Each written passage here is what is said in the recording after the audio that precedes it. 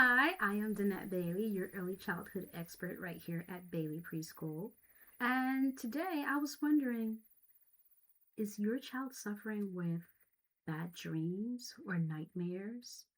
And you just don't know what to do about it? Well, I want to give you three things you could probably do that would really help, maybe even eliminate these bad dreams. Number one is to teach your child to use their imaginations.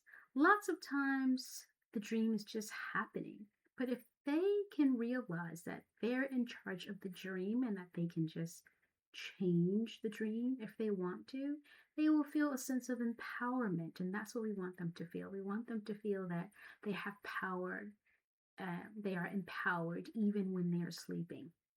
And so we can tell them, if you see a monster in your dream, change it into a bunny.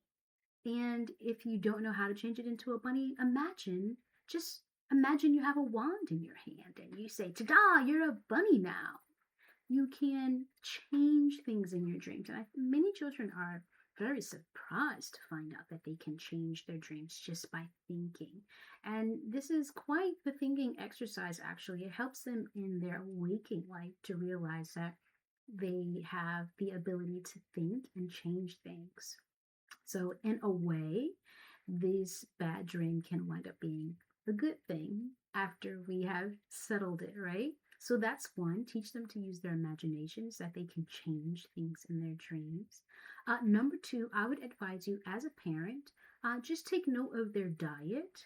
Lots of times we find it just out of tradition, we have been giving our children a treat after they have dinner.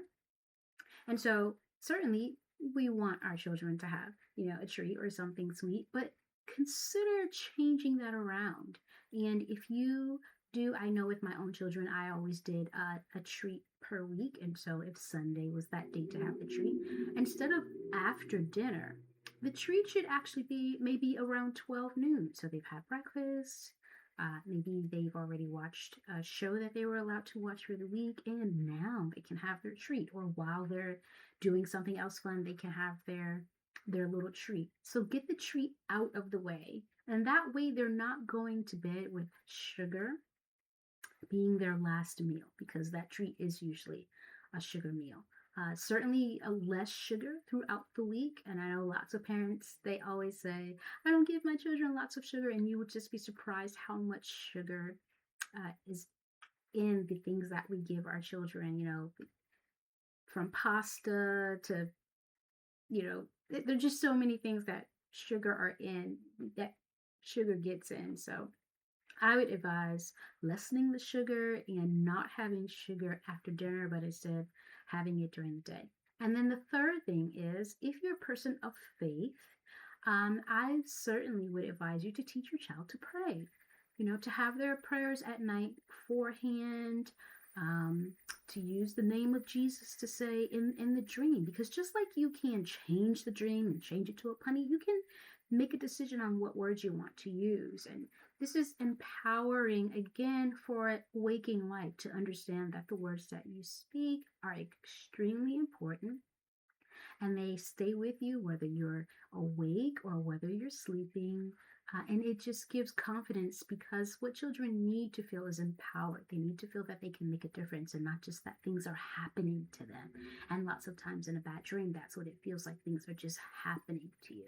So I think that if you take my advice on these three tips, you will see the dreams have eliminated certainly less nightmares. And if you eliminate the sugar, especially before bedtime, yes. So please come back to my channel. I have lots of information that will help you and your family. Thanks a bunch.